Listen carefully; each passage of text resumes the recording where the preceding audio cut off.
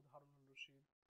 আজকে তোমাদের সামনে এই ভিডিওতে ক্লাস 12-এর ইউনিট 10 যেটা রয়েছে এনসিইআরটি বইয়ের ইকোলজি চ্যাপ্টারটা নিয়ে আলোচনা শুরু করব। আজকে আমরা ইকোলজি এবং অর্গানিজম অ্যান্ড পপুলেশন এই চ্যাপ্টারের ইন্ট্রোডাকশন এখানে আমরা দেখাবো। এই ভিডিওগুলো বিশেষ করে যারা নিট অ্যাসপিরেন্ট তাদের জন্য খুবই গুরুত্বপূর্ণ। তো চলো দেরি না করে আমরা শুরু করি। প্রথমে দেখা বলছে ইকোলজি। ইকোলজিটা হচ্ছে এক ধরনের স্টাডি, পড়াশোনা কিসের সম্পর্কে?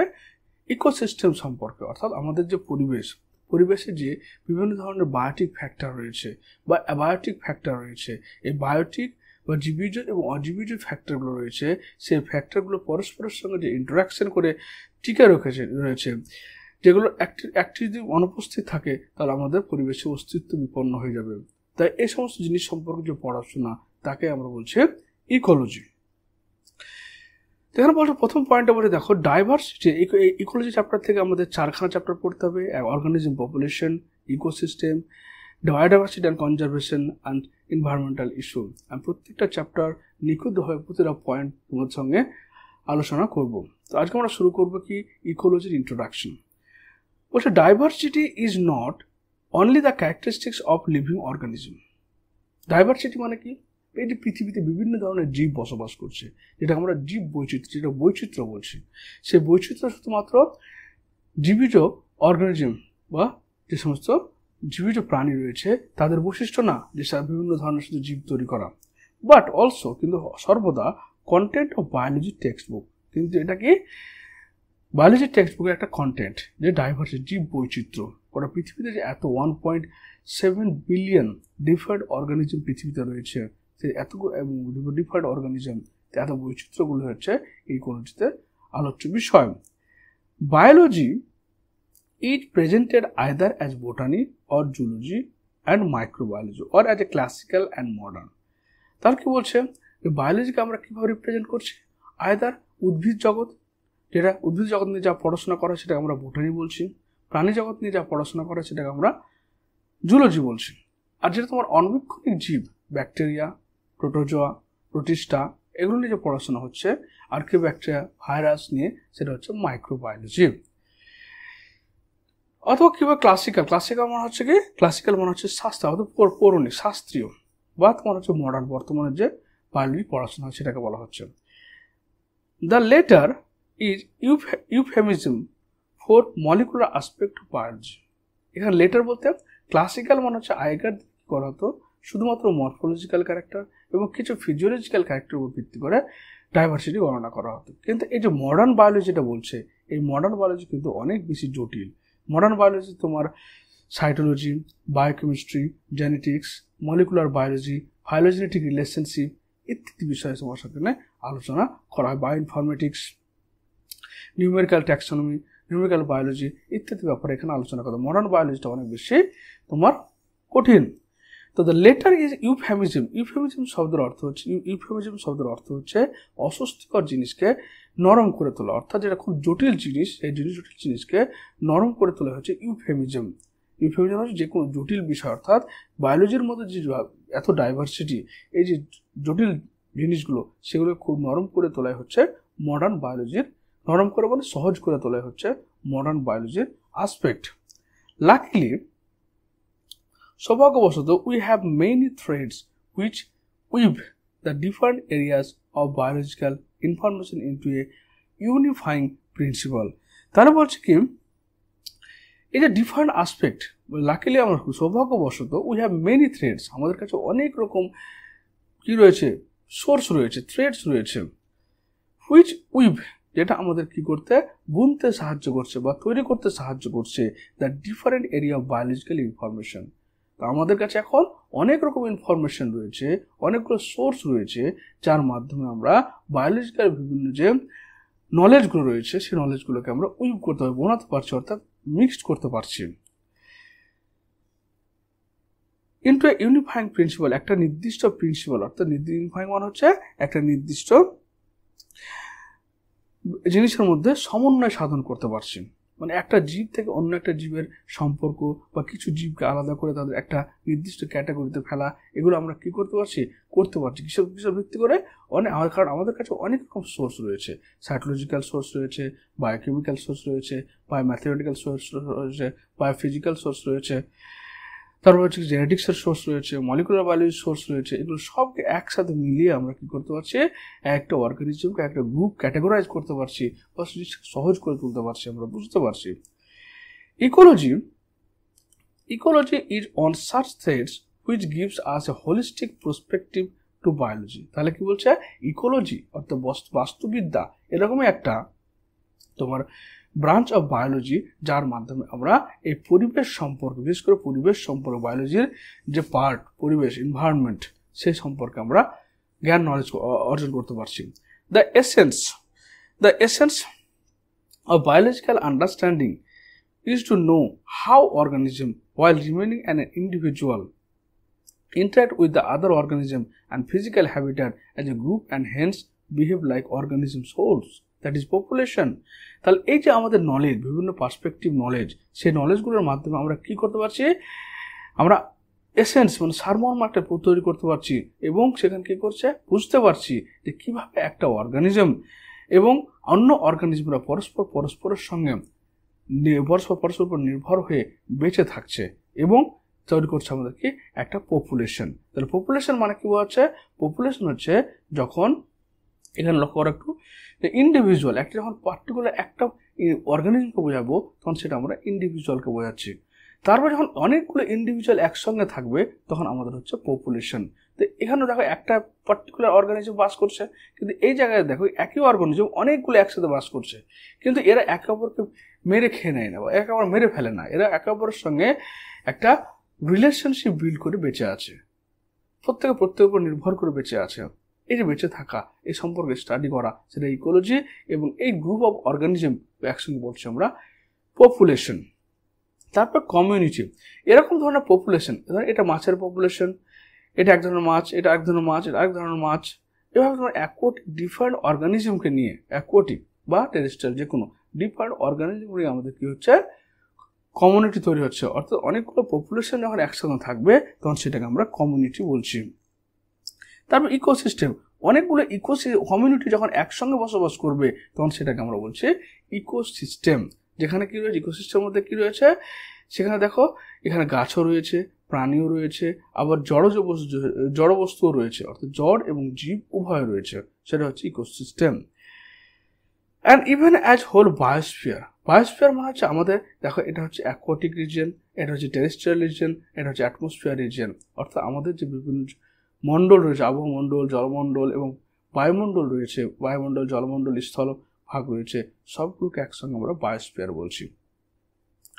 Ecology explain to us all this, এই যে পুরো দেখো ইন্ডিভিজুয়াল থেকে শুরু করে একটা বায়োস্ফিয়ার যেখানে সমস্ত জীবরা বাস করছে এবং তারা কিভাবে একে অপরের উপর নির্ভর করে বসবাস করছে, সেই সম্পূর্ণ স্টাডিটাকে আমরা বলছি কি ecology. A particular aspect of this is the study of anthropogenic environmental degradation and the socio-political issue it has raised. Anthropogenic মানে মানুষের দ্বারা, environmental degradation কিন্তু এই বর্তমানে মানুষের দ্বারা যে পরিবেশের অবক্ষয় হচ্ছে এবং সোশিও পলিটিক্যাল ইস্যুস এবং বিভিন্ন ধরনের সামাজিক এবং রাজনৈতিক যে ইস্যুগুলো তৈরি হচ্ছে সেগুলো কি করছে, সেগুলোকে স্টাডি করা হচ্ছে। Unit describe as well as take critical view of the above aspect. তাহলে আমাদের যে এই যে ইকোলজি পার্টটা রয়েছে, ইকোলজি পার্টটা বর্তমানে মানুষের দ্বারা যে পরিবেশের ক্ষতি সাধন হচ্ছে এবং বিভিন্ন সামাজিক এবং রাজনৈতিক অবস্থা গড়ে উঠছে এর বিরুদ্ধে বা এর সাপেক্ষে, সেই সম্পর্কে স্টাডি করাটাই হচ্ছে আমাদের ইকোলজির পারপাস। আশা করি ব্যাপারটা বুঝতে পেরেছ। এবার বলছি, এখানে দেখো ইকোলজি প্রথম কে চালু করেছিল। আমাদের ইন্ডিয়াতে ইকোলজিটা প্রথম যে চালু করেছিল তার নাম ছিল Ramdev Mishra, doctor Ramdev Mishra. Ramdev Mishra is revered as the father of ecology in India. তা রামদেব মিশ্রাকে কি বলা হচ্ছে, ভারতবর্ষের বস্তুবিদ্যার জনক বলা হচ্ছে। Born on 26 August 1908, Ramdev Mishra obtained PhD in ecology 1937 under Professor W.H. Pearsall FRS from Leeds University in UK. তাহলে এই রামদেব মিশ্রাকে বলা হচ্ছে ভারতবর্ষের father of ecology. Ramdev Mishra 1908 খ্রিস্টাব্দে জন্মগ্রহণ করেছিল 26শে আগস্ট এবং তার পিএইচডি ডিগ্রি অর্জন করেছিল কার আন্ডারে? প্রফেসর WH পিয়ারসালের আন্ডারে। কোথা থেকে? University of United Kingdom, Leeds university. He established a teaching and research in ecology at the Department of Botany, Banaras Hindu University, Varanasi। এবং তিনি কি করেছিল? ভারাণসীর বানারস হিন্দু ইউনিভার্সিটিতে সেখানে কি ইকোলজির উপর রিসার্চ তৈরি করেছিল এবং পড়াশোনা চালিয়ে গেছিল। His research laid the foundation for understanding of tropical communities and their succession, environmental responses of plant population and productivity and nutrient cycling in tropical forest and grassland ecosystem। তা সে যে সমস্ত কাজগুলো করেছিল বা যে সমস্ত থিসিসের উপর বেস করে কাজগুলো, সেগুলো হচ্ছে কি? Understanding of tropical communities and their successor. Tropical community বলতে যে বিভিন্ন রিজিয়নে যে কমিউনিটি, যেমন ধরো নাও tropical region, temperate region, tundra region, taiga region, এই সমস্ত যে রিজিয়নগুলো রয়েছে সেই রিজিয়নগুলোতে কীভাবে তোমার প্ল্যান্টদের সাকসেশন হয়েছে। সাকসেশন কথার অর্থ হচ্ছে যে সিম্পল থেকে কমপ্লেক্স অর্গানিজম কীভাবে তৈরি হয়েছে। Environmental response of plant population, এবং প্ল্যান্ট যে উদ্ভিদের যে জনসংখ্যা রয়েছে এনভায়রনমেন্টে কীভাবে তারা রেসপন্স করছে বিভিন্ন এনভায়রনমেন্টে। যেমন ট্রপিক্যাল ফরেস্ট, যেখানে টেম্পারেচার এবং রেইনফল মোটামুটি অ্যাভারেজ টাইপ, সেখানে কীরকম উদ্ভিদ রয়েছে। কোনগুলো আবার টেম্পারেট রিজিয়নে কীরকম উদ্ভিদ রয়েছে, যেখানে তোমার রৌদ্রটা কম হয় এবং বৃষ্টি ভালো হয়। আবার তোমার তুন্দ্রা রিজিয়নগুলোতে সেখানে ঠান্ডা খুব বেশি, সেখানে কীরকম প্ল্যান্ট বা অ্যানিমাল প্ল্যান্টরা থাকছে সে সম্পর্কে পড়াশোনা করেছে। এবং বিভিন্ন এনভায়রনমেন্টে যে বিভিন্ন উদ্ভিদের বাস, যেমন ধরুন এটা যে পৃথিবী হয়, তো পৃথিবী কী হচ্ছে? পৃথিবী এটা হচ্ছে ট্রপিক্যাল রিজিয়ন 0 ডিগ্রি এবং এটা হচ্ছে নর্থ পোল আর এটা সাউথ পোল। তো এখান থেকে যত উপরের দিকে উঠবো পৃথিবীর টেম্পারেচার তত কম থাকবে, ঠান্ডা বাড়তে থাকবে। তো বিভিন্ন জায়গায় টেম্পারেচারের ডিফারেন্স এবং রেনফলের ডিফারেন্সের ফলে যে বিভিন্ন ধরনের উদ্ভিদ তৈরি হয়েছে সেই উদ্ভিদগুলো সম্পর্কে স্টাডি করাই ছিল তার প্রধান বিষয়। এবং সাধারণত productivity and nutrient cycle in tropical forest and grassland ecosystem. এবং ট্রপিক্যাল ফরেস্ট মানে এই যে 0 ডিগ্রি অর্থাৎ নিরক্ষীয় অঞ্চলে যে সমস্ত ইকোসিস্টেমটা রয়েছে, এবং কি গ্রাসল্যান্ডে অর্থাৎ তুন্দ্রা টাইপের রিজিয়নগুলোতে যে গ্রাসল্যান্ড ইকোসিস্টেম রয়েছে, যেখানে তোমার ট্রি পাওয়া যায় না, শুধুমাত্র গ্রাস, তুন্দ্রা, তৈগা এসব জায়গাতে। তো ওই সব জায়গাতে কী হচ্ছে, কীরকমভাবে তোমার নিউট্রিয়েন্ট সাইকেল চলছে সেই সম্পর্কে স্টাডি করা। Mishra formulated the first post graduate course in ecology in India. সে প্রথম পোস্ট গ্র্যাজুয়েট মানে এমএসসি ডিগ্রি ইকোলজিতে চালু করেছিল। Over 50 scholars obtain PhD degree under his supervision, এবং তার আন্ডার থেকে 50 জন তোমার কী করেছিল? পিএইচডি ডিগ্রি অর্জন করেছিল। And moved on to the other universities and research institute to initiate ecology teaching and research across the country। এবং সেই 50 জন স্কলার আরও বিভিন্ন ইউনিভার্সিটিতে গিয়ে সেখানে ইকোলজিকে বিস্তার করেছিল, অর্থাৎ ইকোলজির স্টাডিটাকে সে বিস্তার করিয়েছিল। He was honoured with the fellowship of the Indian National Science Academy and World Academy of Arts and Science and the prestigious Sanjay Gandhi award in environmental ecology. তাকে সম্মানিত করা হয়েছিল কিসের দ্বারা? ইন্ডিয়ান ন্যাশনাল সায়েন্স একাডেমি এবং World Academy of Arts and Science থেকে, এবং তাকে প্রেস্টিজিয়াস সঞ্জয় গান্ধী অ্যাওয়ার্ড দেওয়া হয়েছিল এনভায়রনমেন্টাল ইকোলজির উপরে। ডিউ টু হিজ এফোর্ট, তার চেষ্টার জন্য, the government of India establish the national committee for environmental planning and coordination 1972, এবং তার উপর সম্মান প্রদর্শন করে ভারত সরকার করেছিল 1972 খ্রিস্টাব্দে তোমার national committee for environmental planning and coordination চালু করেছিল। Letter pave the way for establishing the ministry of environment and forest. পরবর্তীকালে যেটা 1984 খ্রিস্টাব্দে এনভায়রনমেন্ট অর্থাৎ পরিবেশ এবং বনসম্পদ মন্ত্রক তৈরি হয়েছিল, এই পরিবেশ বা বন সম্পদকে বাঁচানোর জন্য।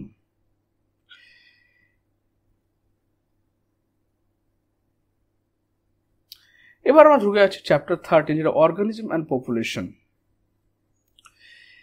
সেখানে দেখো আমরা কি করছি, এবার শুরু করছি organism and population. our living world is fascinating, diverse and amazingly complex. তাহলে আমাদের কি হচ্ছে, এই যে আমাদের লিভিং ওয়ার্ল্ড অর্থাৎ যে আমাদের এই জীবিত যে পৃথিবীটা রয়েছে সে বিভিন্ন ধরনের চিত্তাকর্ষক মানে মনকে আকর্ষণকারী, fascinating, diverse and amazing complex, amazingly অর্থাৎ খুব মানে সুন্দরভাবে জটিল একটা process. We can try to understand its complexity. এই যে প্রাকৃতিক পরিবেশ এবং প্রাকৃতিক পরিবেশে বিভিন্ন ধরনের যে লিভিং ওয়ার্ল্ডের যে প্রাকৃতিক পরিবেশ কীভাবে এত জটিল পরিবেশ, সেই পরিবেশটাকে বোঝার জন্য আমরা কি করছি, ইকোলজি ইনভেস্টিগেশন করছি, ইকোলজি পড়াশোনা হচ্ছে। By investigating process at various levels of biological organization, macromolecule, cell, tissue, organ, individual organisms, population, communities, ecosystem and biomes. তাহলে আমরা এই যে এত জটিল যে ইকোসিস্টেম আমাদের চারিদিকে রয়েছে সেই ইকোসিস্টেমটাকে ভালো করে বোঝার জন্য আমরা কি করছি, এই ইকোসিস্টেমটাকে বা ইকোলজিটাকে পড়াশোনার চেষ্টা করছি। এবার এখানে কী রয়েছে, প্রথমে দেখো আমাদের জীবদেহ কী হতো, প্রথমে অ্যাটমের মধ্যে কী রয়েছে, বাইরের দিকে ইলেকট্রন, মধ্যে প্রোটন, নিউট্রন। অ্যাটমগুলো অনেকগুলো মেরার ফলে মলিকিউলস তৈরি হচ্ছে। মলিকিউলস বলতে কারাকে বলা হচ্ছে, অ্যাটমসের মধ্যে কী রয়েছে, যেমন carbon, hydrogen, oxygen, nitrogen, phosphorus, sulphur etcetera. মলিকিউলসগুলোর মধ্যে রয়েছে কি, protein, lipid, nucleic acid, carbohydrate etcetera. এই সমস্ত মলিকিউলগুলো তোমার একসঙ্গে যুক্ত হয়ে তৈরি হচ্ছে সেল, কোষ, যেটা জীবদের গঠনগত এবং কার্যগত একক। এই অনেকগুলো সেল যখন একই সাথে থেকে একটা নির্দিষ্ট কার্য সম্পন্ন করছে তখন সেটাকে আমরা বলছি টিস্যু। অনেকগুলো টিস্যু একসাথে থেকে একটা অর্গান তৈরি হচ্ছে, যেমন লিভার একটা অর্গান, লাংস একটা অর্গান, কিডনি একটা অর্গান, এরকম। এবার অনেকগুলো অর্গান মিলে তোমার হচ্ছে বডি সিস্টেম তৈরি হচ্ছে। বডি সিস্টেম বলতে যেমন আমাদের ডাইজেস্টিভ সিস্টেম তৈরি হচ্ছে, পরিপাকতন্ত্র, রিপ্রোডাক্টিভ সিস্টেম, জননতন্ত্র তৈরি হচ্ছে, রেসপিরেটরি সিস্টেম, শ্বসনতন্ত্র, এবং হচ্ছে কি কার্ডিওভাস্কুলার সিস্টেম, রক্ত সংবহনতন্ত্র ইত্যাদি তোমার তৈরি হচ্ছে। এবার এই অনেকগুলো সংবহনতন্ত্র নিয়ে একসাথে তৈরি হচ্ছে একটা জীবের দেহ। এবার এটা একটা ইন্ডিভিজুয়াল অর্গানিজম।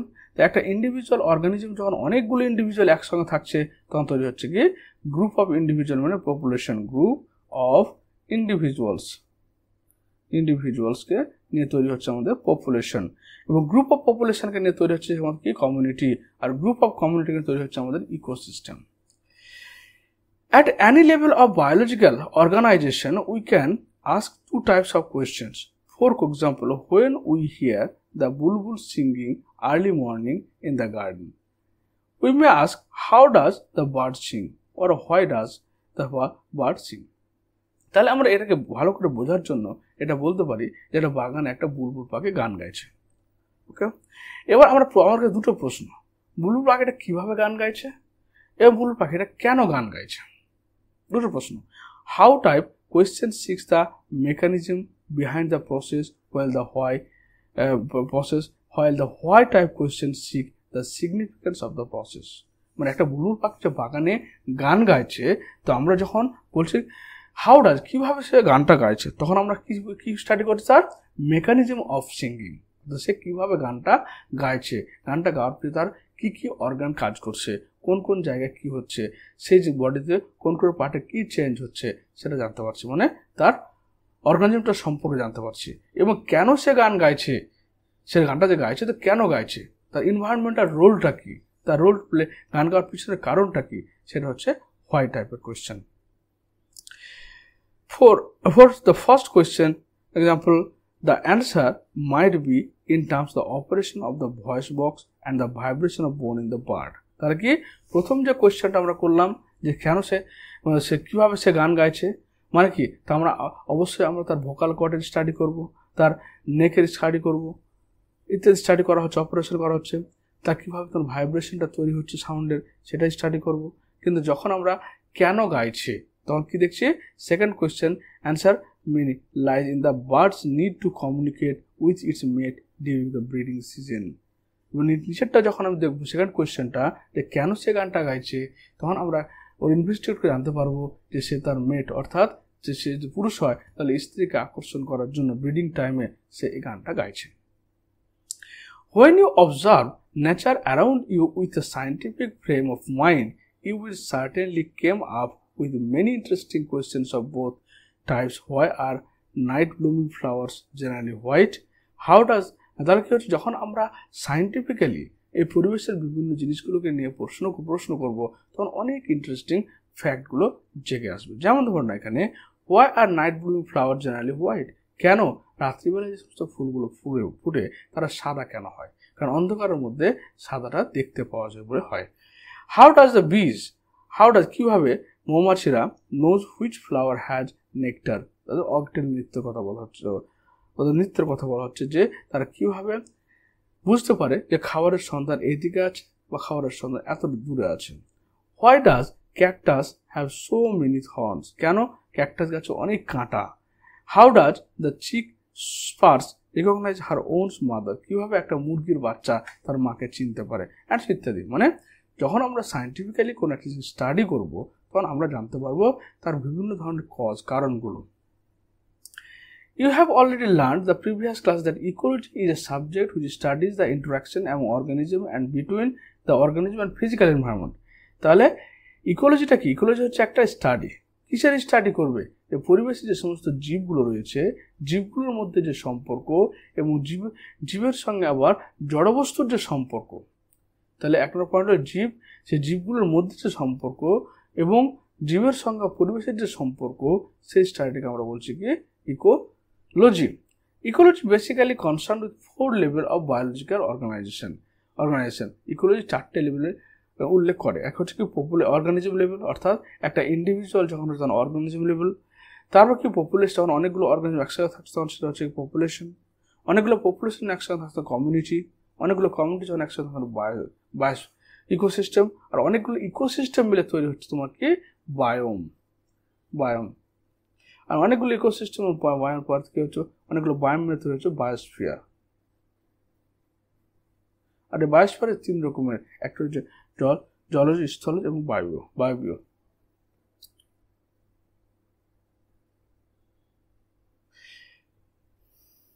এবার দেখো অর্গানিজম অ্যান্ড ইটস এনভায়রনমেন্ট, কিভাবে আমরা অর্গানিজমগুলো কিভাবে তোমার পরিবেশের সঙ্গে সেট হয়ে আছে।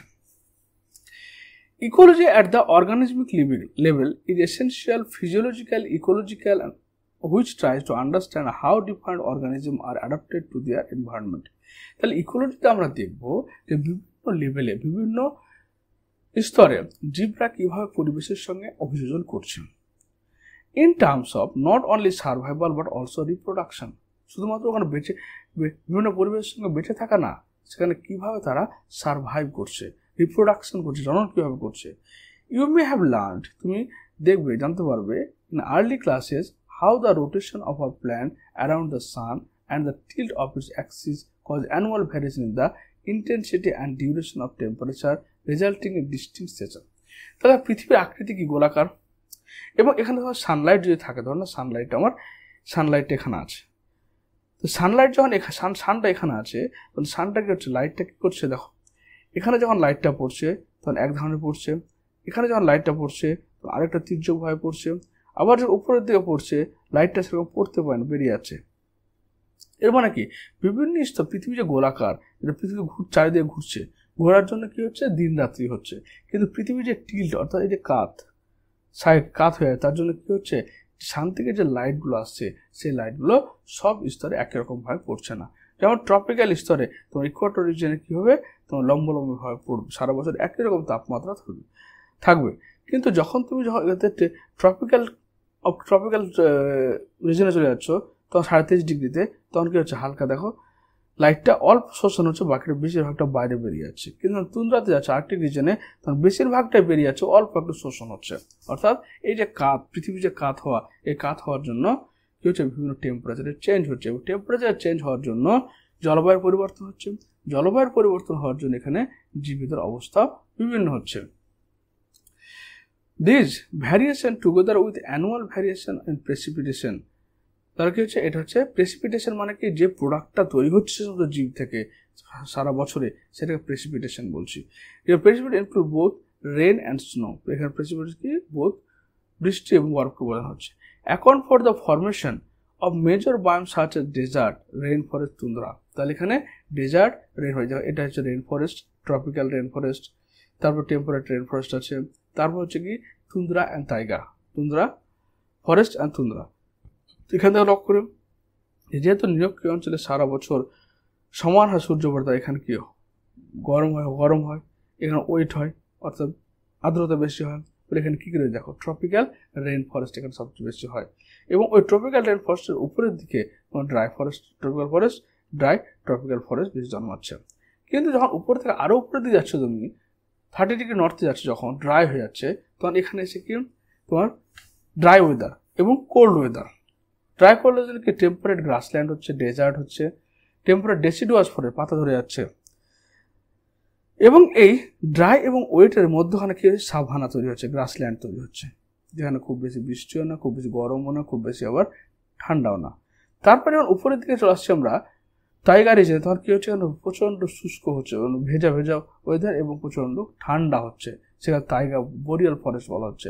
একবারে মেরুর দিকে হচ্ছে ড্রাই, কারণ এখানে বৃষ্টিপাত হয় না, তাই এখানে ড্রাই পরিবেশ, এখানে তুন্দ্রা রিজন হচ্ছে। Regional and local variation within each biome leads to the formation of a wide variety of habitat. এবার ধরে নাও এখানে ওয়েট রিজন অর্থাৎ গরম আর ভেজা আর গরম, এখানে ড্রাই কোল্ড, তাহলে এখানকার যে এনভায়রনমেন্ট সেখানে যে জীবগুলো বসবাস করবে, এখানে এনভায়রনমেন্ট কিন্তু সেই জীব বসবাস করবে, সেখানে অন্য ধরনের জীব বসবাস করবে। তার ফলে কি হচ্ছে এই যে পৃথিবীর টিল্টের জন্য এখানে পৃথিবীর বুকে অনেক ধরনের জীব বৈচিত্র্য তৈরি হচ্ছে। Major biomes of India are shown in figure 32 on the planet.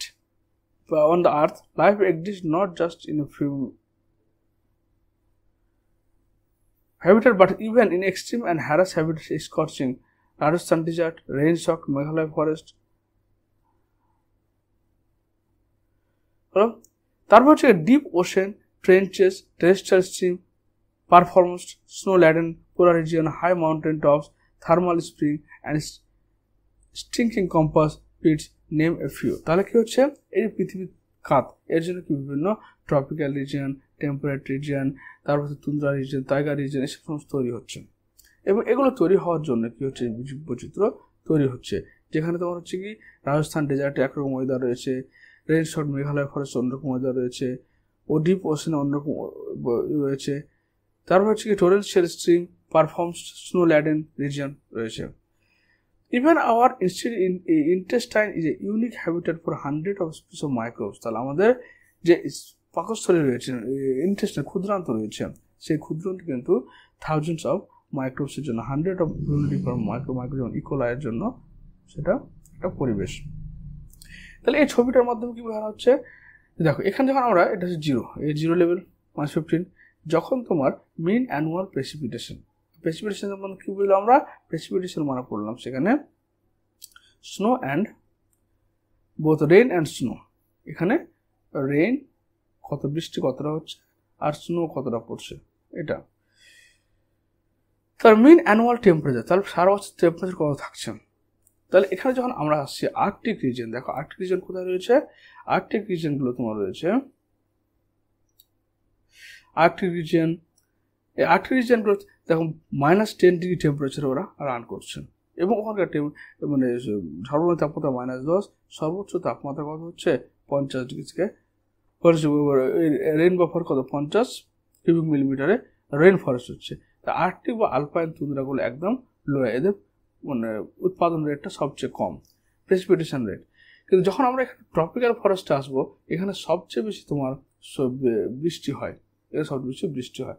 এবং ট্রপিক্যাল রেইন ফরেস্টে দেখো এমনিতে যেখানে হট ওয়েদার রয়েছে এবং ওয়েট ওয়েদার রয়েছে, ওয়েট কেন, কারণ এখানে রেইন পরিমাণটা সবচেয়ে বেশি হয় ট্রপিক্যাল ফরেস্টে। এবং সবচেয়ে লিস্ট হলো কোথায়, সবচেয়ে আর্কটিক অ্যান্ড আলপাইন তুন্দ্রাতে। তুন্দ্রা মানে একবারে এই মেরু অঞ্চল, এই মেরু অঞ্চলে যেহেতু বৃষ্টি হয় না, কারণ ঠান্ডা বরফ, আর্কটিক রিজিয়ন, এটা আর্কটিক রিজিয়ন। দেখো এই আর্কটিক রিজিয়ন আলপাইন রিজিয়নে কি হচ্ছে প্রেসিপিটেশন রেটটা সবচেয়ে কম, অর্থাৎ সবচেয়ে বেশি কম এখানে প্রোডাকশন তৈরি হয়। কিন্তু এখানকার টেম্পারেচার কি প্রচণ্ড লো, এখানে -50 -10 degree centigrade two maximum -5 degree centigrade. কিন্তু যখন কনিফেরাস ফরেস্ট আসলাম আমরা, কনিফেরাস ফরেস্ট তার কি হচ্ছে সেটা ট্রপিক্যাল এবং তোমার টেম্পারেট রিজনের মধ্যবর্তী অংশে থাকছে। এখানে কি রয়েছে, এখানে এর প্রেসিপিটেশন রেটটা যথেষ্ট ভালো, এখানে 300 সেন্টিমিটার পর্যন্ত হচ্ছে বৃষ্টিপাত, এবং এর ক্ষেত্রে গিয়ে টেম্পারেচারটা মোটামুটি 5 থেকে 15 মধ্যবর্তী থাকছে। অর্থাৎ বৃষ্টিপাত খুব বেশি হচ্ছে, কিন্তু এখানে টেম্পারেচারটা ঠান্ডার দিকে রয়েছে। কিন্তু যখন তুমি টেম্পারেট ফরেস্টে আসবে, টেম্পারেট ফরেস্ট মানে যখন ড্রাই এবং কোল্ডের দিকে আসবে, টেম্পারেট ফরেস্টে দেখো এখানকার প্রেসিপিটেশন রেট কত, 200 বেশি এখানে বৃষ্টিপাত হয় না, এবং এখানকার টেম্পারেচার মোটামুটি তোমার 10 to 20 ডিগ্রি সেন্টিগ্রেড হয় অ্যাভারেজ টেম্পারেচার বলে। এখানে সবচেয়ে বেশি কী হয়, তোমার বিভিন্ন উদ্ভিদ প্রাণীর বৈচিত্র্য পাওয়া যায়। এরপর তুমি গ্রাসল্যান্ড চলে এসো। গ্রাসল্যান্ডে কী হচ্ছে, বৃষ্টিপাত কম হচ্ছে, মোটামুটি 50 থেকে 100 সেন্টিমিটার মধ্যে, এবং এখানে টেম্পারেচার মোটামুটি 5 থেকে 25-এর মধ্যে থাকছে। যার ফলে কী হচ্ছে, এখানে তোমার মানে প্রেসিপিটেশনের অর্থাৎ বৃষ্টির পরিমাণটা খুব কম হয় বলে ছোটো ছোটো গাছপালা তৈরি হয় এখানে। তারপর ডেজার্ট রিজন। ডেজার্ট রিজনের টেম্পারেচার দেখো 5 থেকে শুরু করে 25 ডিগ্রি 30 ডিগ্রি পর্যন্ত তার বেশি টেম্পারেচার হচ্ছে এই ডেজার্ট রিজনে, যার প্রেসিপিটেশন সবচেয়ে কম, কারণ বৃষ্টিপাত হয় না বললেই চলে ডেজার্ট রিজন। তাহলে এদিকে এটার অর্থ হচ্ছে কি, যেখানে রেন বা স্নোফল কিছু হচ্ছে। তো যত তুমি এই সুমেরু আর কুমেরু থেকে যত ভিতরের দিকে যাবে, তার মানে প্রোডাকশন রেটটা, প্রেসিপিটেশন রেট তত বাড়তে থাকবে। যেমন ট্রপিক্যাল ফরেস্ট, একবারে মিডলে ট্রপিক্যাল ফরেস্ট, এর সময় রেন লেভেলটা কত, 450 সেন্টিমিটার বৃষ্টিপাত হয় সারা বছরে, এবং এখানকার টেম্পারেচার কত, 20 থেকে 25 ডিগ্রি, সবচেয়ে আদর্শ টেম্পারেচার বিভিন্ন জীব জন্মগ্রহণ করার জন্য। তাই সবচেয়ে বেশি তোমার প্রোডাক্টিভ হচ্ছে ট্রপিক্যাল ফরেস্ট, প্রোডাক্টিভ সবচেয়ে বেশি। সবচেয়ে লিস্ট প্রোডাক্টিভ হচ্ছে তোমার ডেজার্ট, লিস্ট প্রোডাক্টিভ। ক্লিয়ার হলো? আশা করি তোমরা বুঝতে পেরেছো যে পৃথিবী যে গোল পৃথিবীর যে কাত হয়ে ঘুরছে চারিদিকে, দিন রাত্রি হচ্ছে, এবং এই যে কাতগুলোর জন্য কি সূর্য থেকে আসা রশ্মি তোমার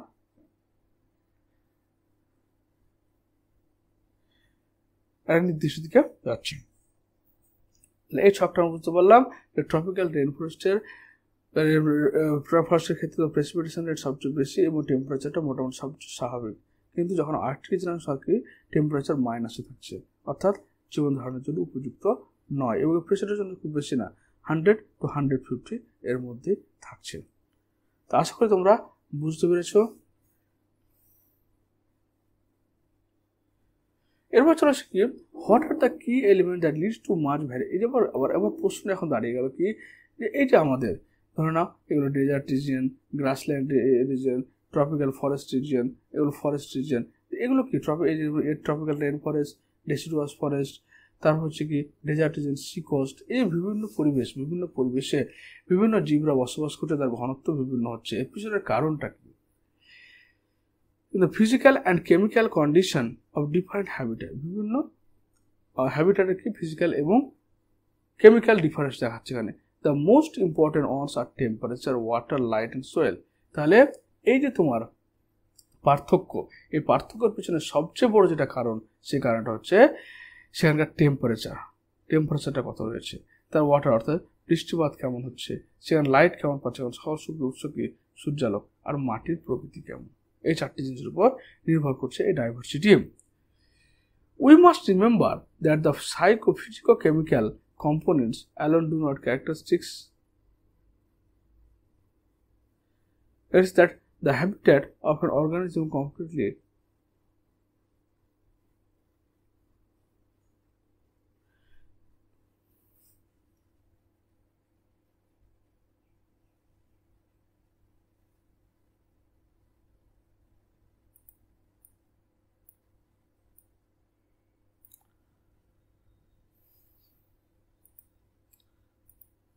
তারপর কি হচ্ছে দেখো এখানে বলে দ্য হ্যাবিটেট ইনক্লুড। তাহলে এখানে এই যে তোমার ভ্যারিয়েশন, এই ডিফারেন্ট পরিবেশে যে ভ্যারিয়েশন আসলে, ভ্যারিয়েশনের প্রধান কারণ কি হলো, প্রধান কারণটা হয়ে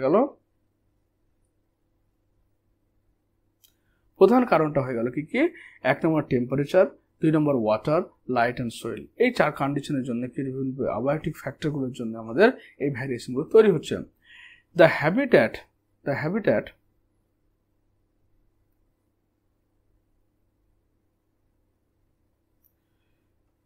habitat includes biotic component, also pathogens, parasite, predator and competitor of the organism with which they interact constantly. তাহলে এখানে আমাদের কি হলো, তাহলে আমাদের যে এই পরিবেশের যে ভ্যারিয়েশন রয়েছে, ভ্যারিয়েশনগুলো কার হচ্ছে বিভিন্ন অ্যাবায়োটিক ফ্যাক্টর, যেমন টেম্পারেচার, ওয়াটার, লাইট, সোয়েলের দ্বারা হচ্ছে। এবং এখানে বিভিন্ন ধরনের জীব, যেমন প্যাথোজেন যারা রোগ তৈরি করে, প্যারাসাইট যারা পরজীবী, প্রিডেটর যারা শিকার করে, এবং কম্পিটিটর যারা কম্পিটিশনে প্রতিযোগিতায় বেঁচে থাকে, তারা সবাই কী করছে, পরস্পরের সঙ্গে ইন্টারঅ্যাক্ট করছে, বায়োটিক এবং অ্যাবায়োটিক ফ্যাক্টরগুলো। উই অ্যাজিউম, আমরা কল্পনা করতে পারি, that over a period of time, সময়ের পরিবর্তনের সঙ্গে সঙ্গে the organism had through natural selection evolve adaptation and optimize its survival and reproduction in habitat.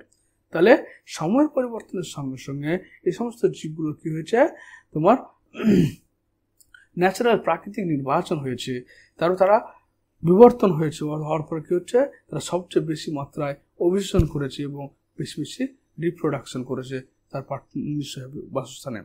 Each organism has an invariably defined range of conditions that it can tolerate, diversity in the resources it utilizes, and distinct functional role in the ecological system. All these together called nature. তাহলে এখানে একটা বিশাল concept রয়েছে, সেটা হচ্ছে প্রত্যেকটা অর্গানিজমে পরিবেশে একটা নির্দিষ্ট রোল রয়েছে, নির্দিষ্ট একটা জায়গা রয়েছে যেখানে পরিবেশের প্রতি সে তার রোল পালন করে, পরিবেশ তাকে সার্ভাইভ করার জন্য স্কোপ দিয়ে থাকে। এই পার্টিকুলার প্লেসটাকে আমরা বলছি নিচ। নিচে পৃথিবীর যত জীব রয়েছে প্রত্যেকটা জীবের নিচ হচ্ছে আলাদা। যেমন এখানে আরো ভালো করে বলার জন্য এখানে দেওয়া হয়েছে, a niche describe not just where organism lives, কারণ একটা জীব যেখানে বাস করছে সেটাকে আমরা হ্যাবিটেট বলছি, বাসস্থান বলছি, but also what it does in that habitat, সেই বাসস্থানের থেকে সে কি কাজ করছে, ইনক্লুডিং কীভাবে সে খাবার সংগ্রহ করছে, সে অন্যান্য প্রাণীদের সাথে কীভাবে তোমার সম্পর্ক স্থাপন করছে, এবং কন্ট্রিবিউট টু প্রকৃতির সঙ্গে সে কীভাবে সে জিনিসগুলো শেয়ার করছে, এই বিষয়টাকে আমরা নিচে বলছি। তাহলে নিচে মানে এটুকু না যে জায়গাতে একটা জীব বাস করে সেটাকে বোঝা হচ্ছে, সেই জায়গাটাকে বোঝা হচ্ছে।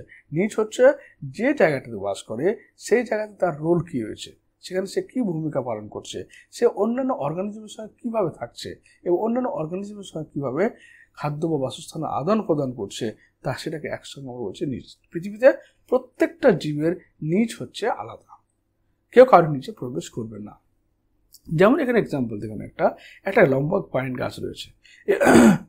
পাইন গাছের বিভিন্ন জায়গায় কী রয়েছে, ওয়েবলার পাখি রয়েছে।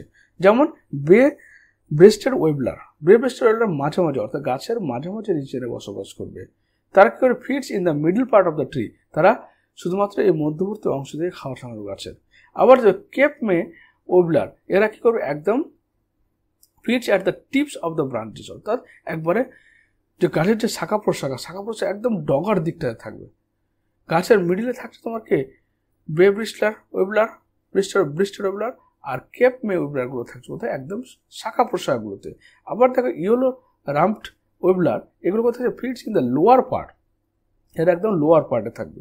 এরা কী দেখা যাচ্ছে যে একই ধরনের পাখি বিভিন্ন জায়গায় বাস করছে। কেন বাস করছে, কারণ তাদের মধ্যে যাতে ইন্টারাকশনটা বা অর্থাৎ কম্পিটিশনটা কম হয় খাবারের জন্য, এই বিভিন্ন জায়গায় বাস করার জন্য তাদের ফুড হ্যাবিটও কিন্তু বিভিন্ন হচ্ছে। এটা প্রকৃতিতে প্রত্যেকটা জীবকে টিকে রাখার জন্য প্রকৃতির একটা প্রয়াস। ওকে, এখানে ন্যাচারাল আইসোলেশন বলা, প্রাকৃতিকভাবে তোমার পৃথকীকরণ বলা হচ্ছে, এটা অস্তিত্বের জন্য খুবই দরকার।